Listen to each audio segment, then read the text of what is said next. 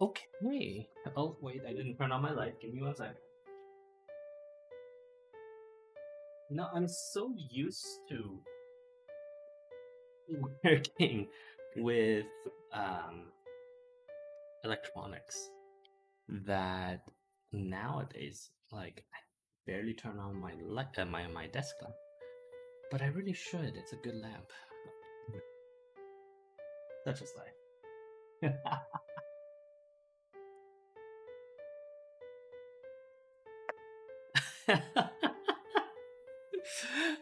Anyway, good morning, good afternoon, good evening. No, excuse me.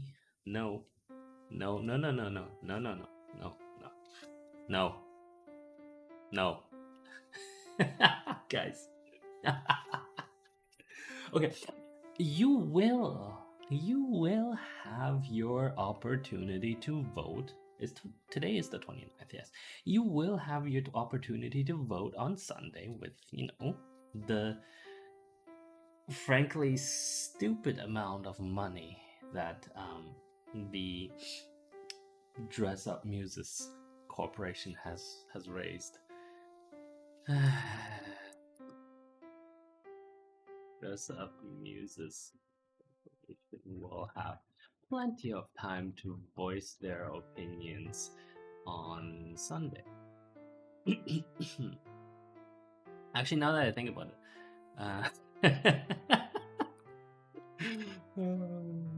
can only vote, can only attain one slot a week. I've already given up my own slots to you lot. Okay, so I think I'm just going to ram through this. Yes, I'm going to ram through this before Sunday. We'll get it into committee. I'll find some support for it in committee. You will not be able to stop me. No.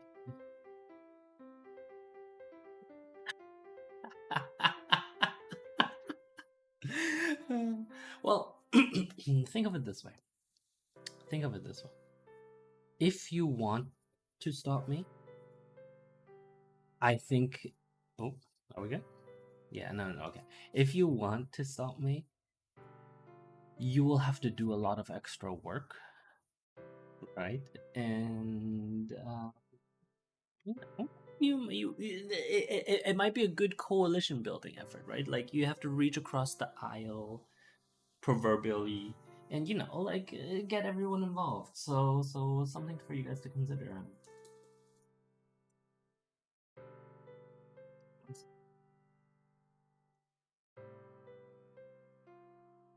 Okay. Think of it as a coalition building exercise and being able to work with your political enemies. That's right. That's right.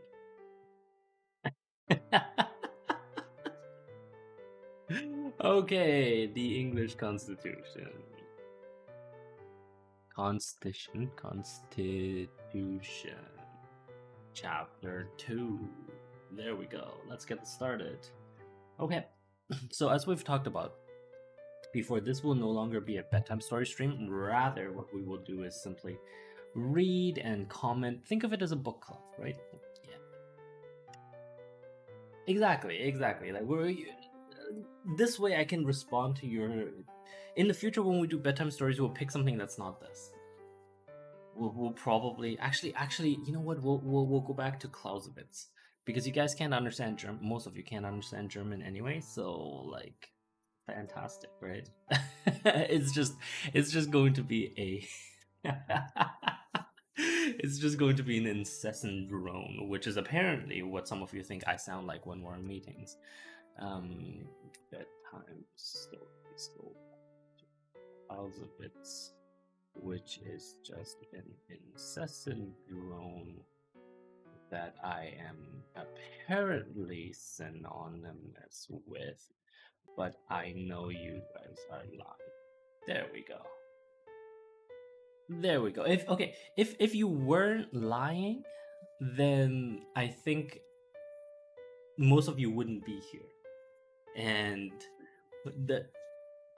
you know how I can tell you're liars? because the ones that are the biggest liars are also the ones that have told me that they sometimes loop my videos.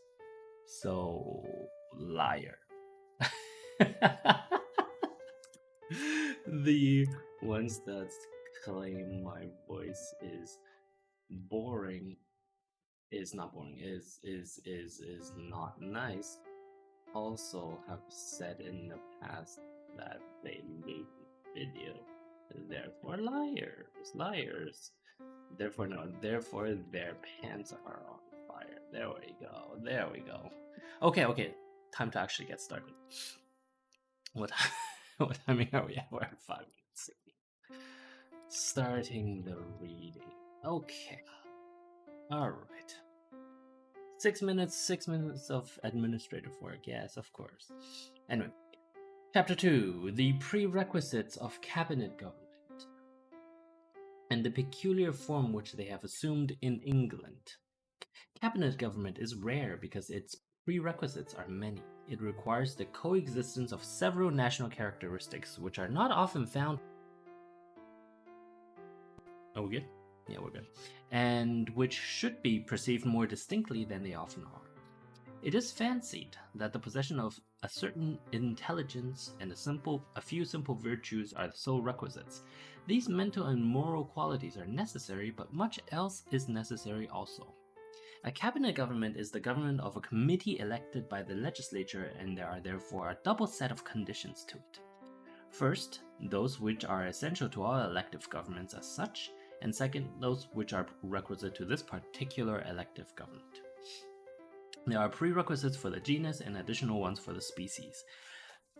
I just want to take one moment to sort of talk besides the actual English Constitution for a moment and note how Bagehot is talking about genus and species, right?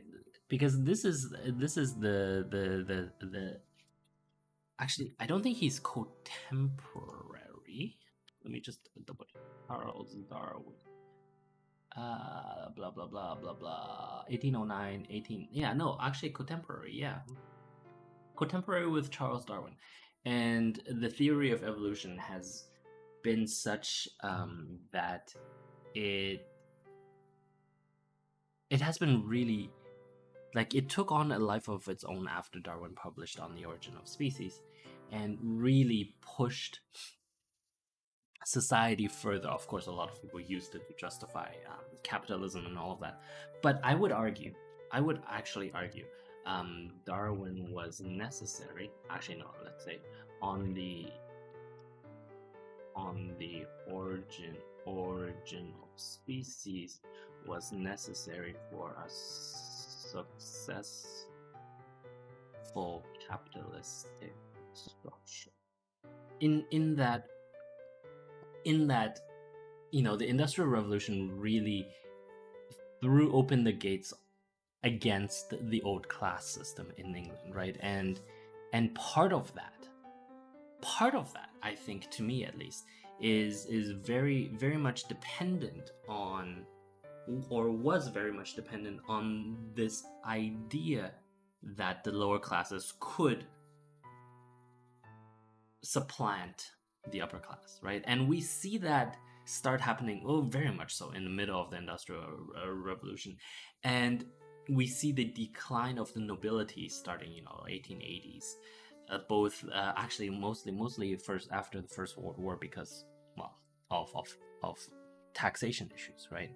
All of those to recover from the First World War, all of the assets held by the nobility were starting to be taxed at the same rates as normal people, and their original rights were taken away. And so you start seeing these badly managed estates just crashing down. But part of why I think that On the Origin of Species was necessary is because of this competitive mindset. We've always had, as humans, we've always had competitive mindsets. As humans, we've always had competitive mindsets, but it was well codified by Darwin, and that is something that's very interesting because sometimes codification is necessary to verbalize and conceptualize a subconscious. I need to install a spell checker. Just give me. Wait, it's installed. So, wait, does this mean it's working? Or is it not?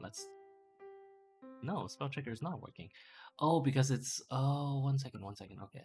It's not being applied to. I don't think it's being applied to. Wait, what? TXT files. Hold on. Let me just do this. What do you mean? Extension settings. There we go. Excuse me?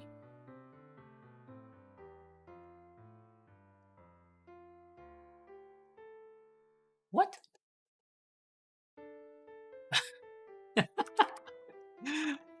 1 second. What?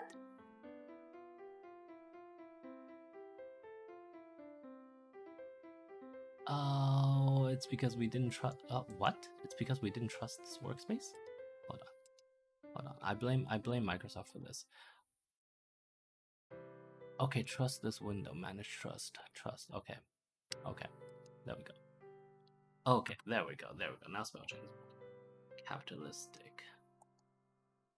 Capitalistic is fine. I don't mind. Okay, we're good. No. Yes, you can continue laughing at me. It's all good.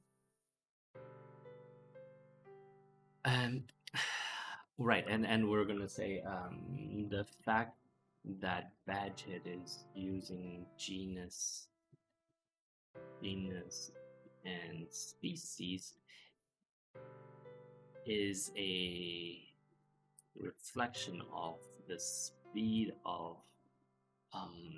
acceptance of evolution within intelligentsia. There we go. Okay, good. Okay, yeah. So that was sort of the fundamental point there. That because Darwin helped codify the competitive mindset, it in itself did its thing to launch the Industrial Revolution, and of course then America and its free enterprise and freedom to do whatever the fuck you want. Really, excuse my language. The PG-13 means I can have one of them a day. Or one of them every half an hour, I think. Well, whatever, it doesn't matter. Yeah, so Darwin was important. Anyway, the first prerequisite of elective government is the mutual confidence of the electors. We are so accustomed to submit to be ruled by elected ministers that we are apt to fancy all mankind would readily be so too. Knowledge and civilization have at least made this progress that we instinctively, without argument, almost without consciousness, allow a certain number of specified persons to choose our rulers for us. It seems to us the simplest thing in the world, but it is one of the gravest things. The peculiar marks of semi-barbarous people are diffused distrust and indiscriminate suspicion. People, in all but the most favored times and places, are rooted to the places where they were born, think the thoughts of those places can endure no other thoughts. The next parish, endure no other thoughts, period. There we go. The next parish even is suspected.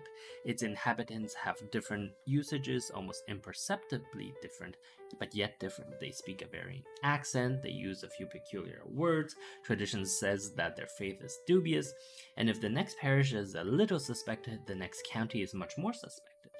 Here is a definite beginning of new maxims, new thoughts, new ways. The immemorial boundary marks begins in feeling a strange world. And if the next county is dubious, a remote county is untrustworthy. Vagrants come from thence, men know, and they know nothing else. The inhabitant Inhabitants of the north speak a dialect different from the dialect of the south. They have other laws, another aristocracy, another life. In as an aside, this is just using a very British example, which is talking about the Scottish crown and all of that, right? Makes sense. In ages when distant territories are blanks in the mind, when neighborhood is a sentiment, when locality is a passion, concentrated cooperation between remote regions is impossible, even on trivial matters. Neither would rely enough upon good faith, good sense, and good judgment of the other. Neither could enough calculate on the other. Right? And so this is saying nativism is a almost fundamental part of human society.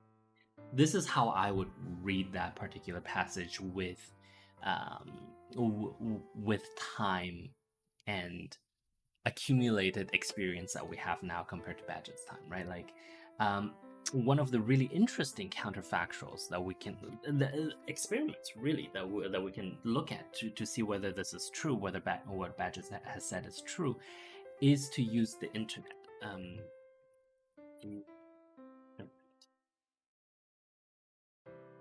I should, yeah.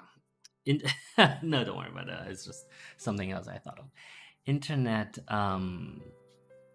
as an experiment look at inherent nativism in humanity.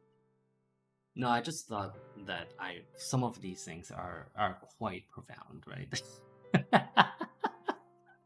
And that it should be encouraged is all I'm saying. Yes. So internet is a good way of looking at nativism because we can see self-organized communities, i.e., counties. Well, maybe not counties. Parishes. Oh, I didn't just make that sound. Don't worry about it. My book closed as I was typing. Anyway, parishes. Within greater communities, i.e., counties, starting to self-isolate and self-radicalize on the internet, and they do this, without prompting and greater top-down leadership, right? It's i.e., it's all grassroots. So one of the inherent things about humanity is that we self-organize into our nativist little cliques, and I think that I mean, to me it makes sense, right? Anyway, to continue. And if such cooperation is not to be expected on trivial matters, it is not to be thought of in the most vital matter of government, the choice of the executive ruler. To fancy that Northumberland in the 13th century would have consented to ally itself with Somersetshire for the choice of a chief magistrate is absurd. It would scarcely have allied itself to choose a hangman. Even now, if it were palpably explained, neither district would like it, but no one says at a county election, "The object of this present meeting is to choose our delegate to what the Americans call the Electoral College, to the assembly which names our first magistrate, our substitute for their president. Representatives from this county will meet representatives from other counties, from cities and boroughs, and proceed to choose our rulers."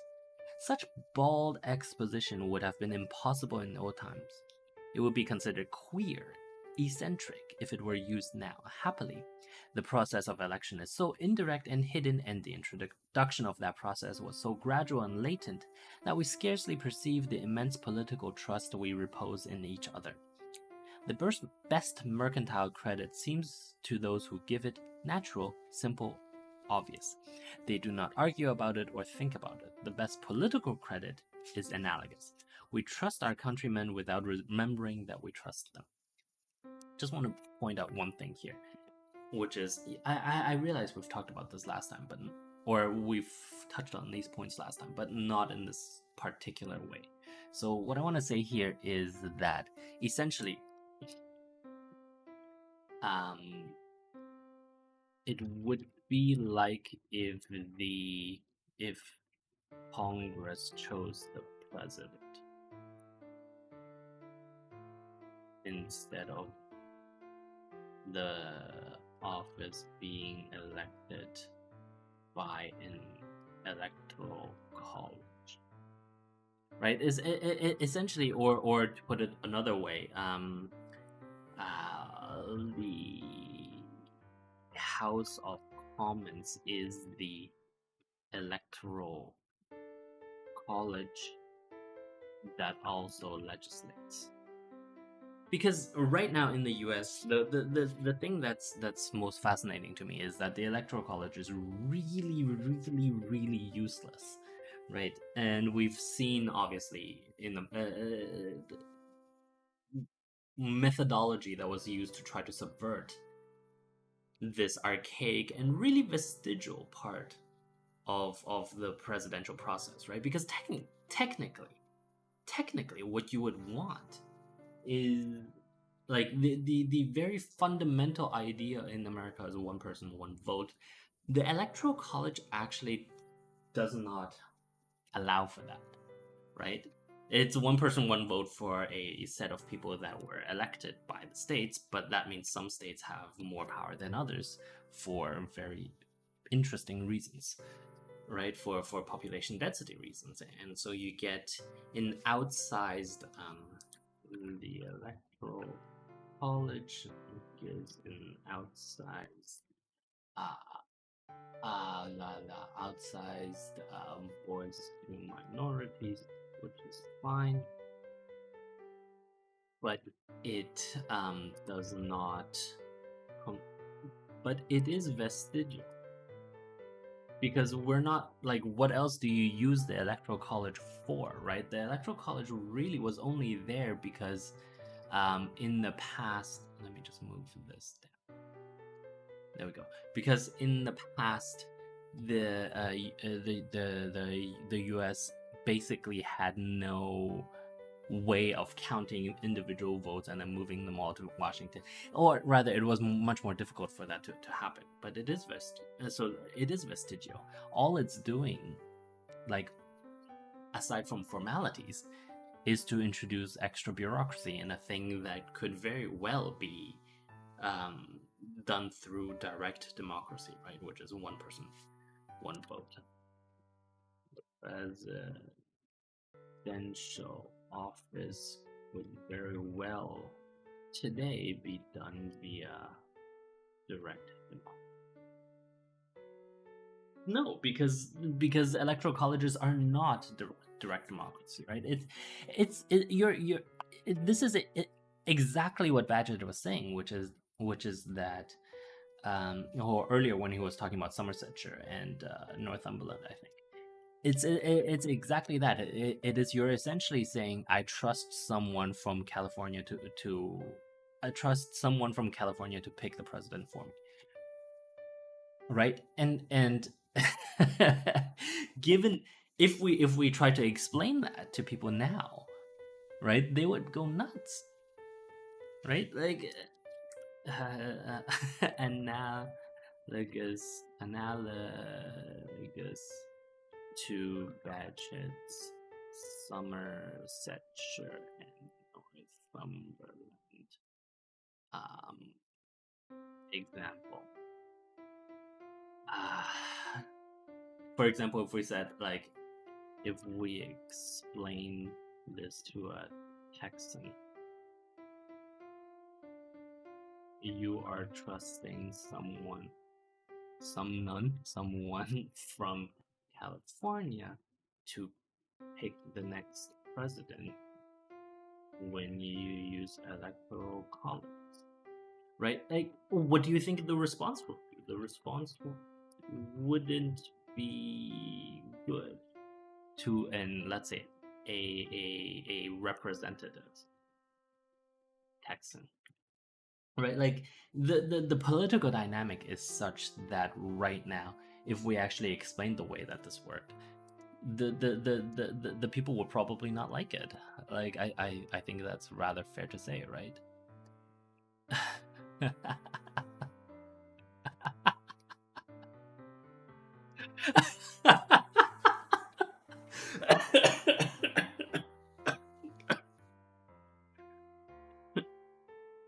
Well, that is the case though, because this is what's happening, right? Like you can't just say, "Oh, I don't agree," and therefore that's not the case.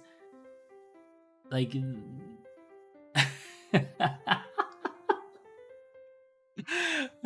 yeah. Why don't you go bring this up at the at Thanksgiving dinner? Actually,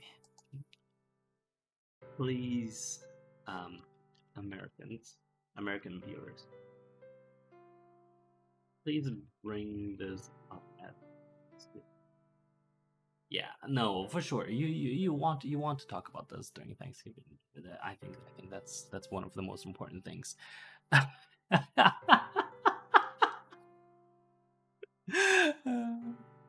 Well, I mean, the point remains, right? Like the point remains. I think all that Badger is saying here is that it's necessary and sufficient, or rather, no, not I no, I don't. Um, all that Badger is saying here is that sometimes we simply do not, like, the political system evolves in such a way that we have no control over it, or that there are implicit truths and trust that we place on countrymen from that we don't really know, that our democratic systems evolve in such a way that we must place implicit trust in communities far away, communities we may not trust if um the system was described to us. And we kind of see that happening in the US, right? In the US, we are seeing the system with without an with an implication for the bureaucracy that makes it right. And that is dangerous. That is very dangerous, right? It's true. We only got to where we were last time, but having said that, right? Last time we were. Doesn't matter. We'll continue this as demand continues.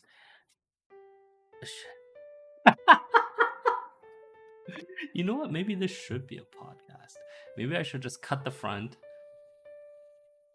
the bureaucracy part and just put it out as a podcast. That might be not be a bad idea. Yeah, you lot can simply loop through it, right? Over and over and over again. Yes, that would be fantastic. Yeah, I'll think about it.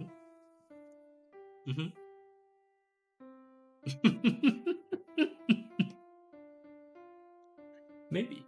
Well, then if that were the case, then we could also put a whole bunch of other things like the bedtime stories on podcasts as well, right?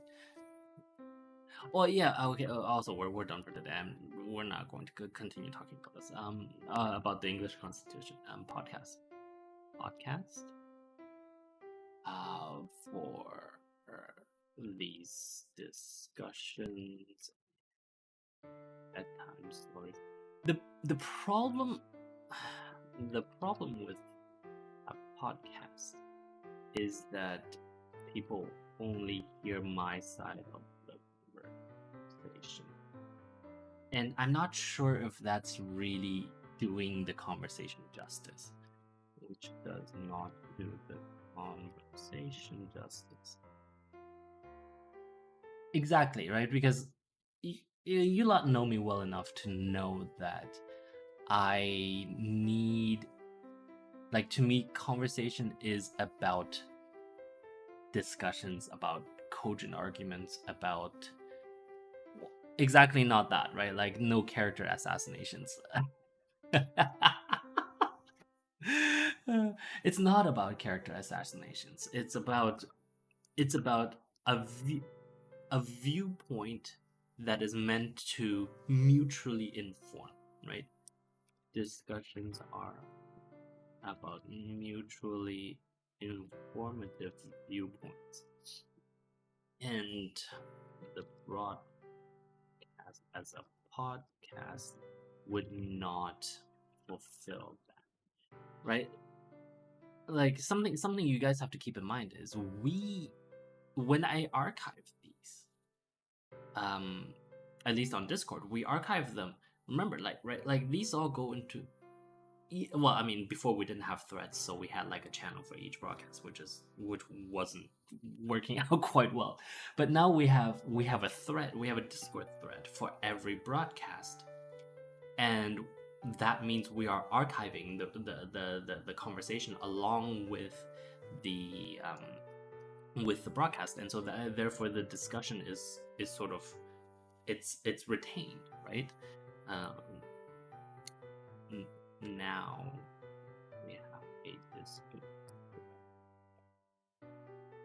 which means it's much easier to collect and contain the discussion, right? And because of NDA reasons, I cannot actually put that out with the podcast. And if I can't put that out with the podcast, you're only getting half the story, and that means we are not doing the discussion justice. Does that kind of make sense?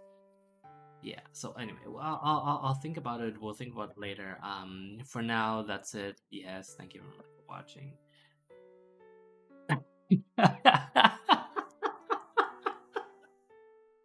Fantastic. Fantastic. Anyway, we're done for today. Yes. Thank you very much for watching. Oh, come on, come on. No, that's not how it works. All right.